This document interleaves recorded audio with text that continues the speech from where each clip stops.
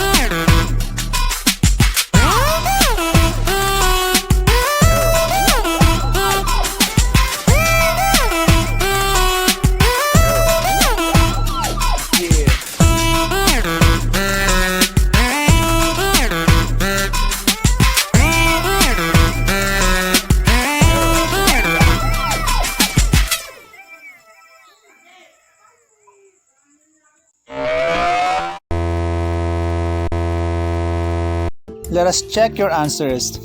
These are the proper ways on selecting wiring devices.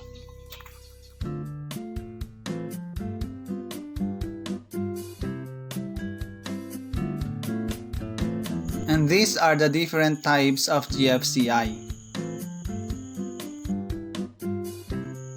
Ang pangunahing gamit ng electrical box ay taguan ng pinagputol at pinagdugtong na electrical wires.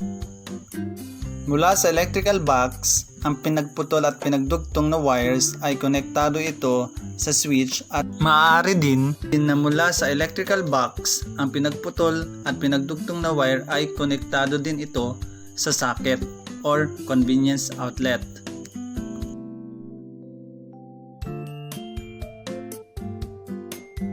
The Philippine Electrical Codes require that all wire connections or cable splices must be inside an approved metal or plastic box, and every box must be accessible and not buried inside a wall.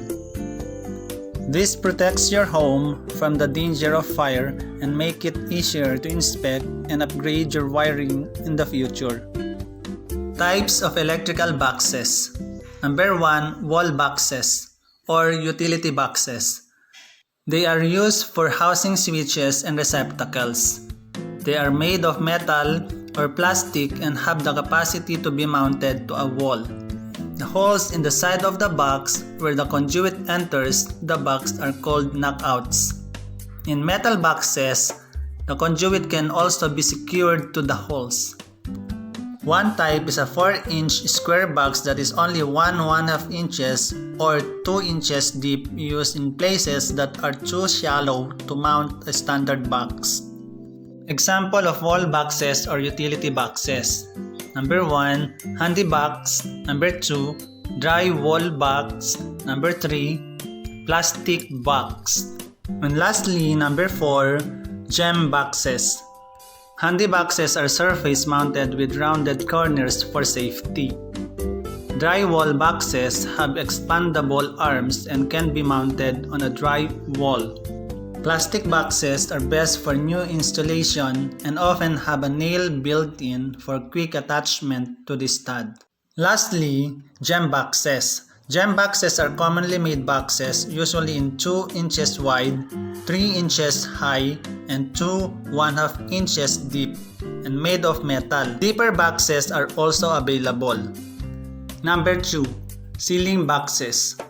They are also known as junction boxes or splice boxes. They are used to anchor ceiling fixtures and serve as a junction box where wires can meet and run to the other areas of the room.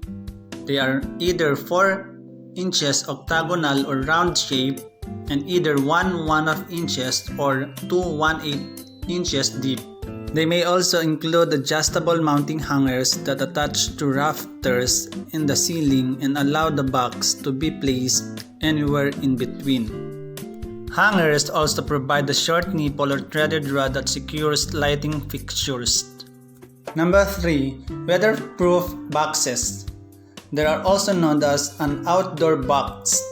They are used for exterior switches and receptacles. They are thicker than interior boxes and has a rubber gasket between the cover and the box to keep out water.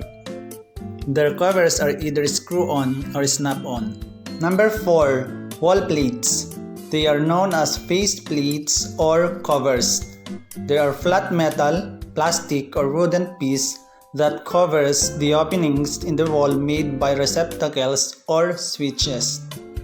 Their openings in the cover match the type and number or receptacle or switches being covered.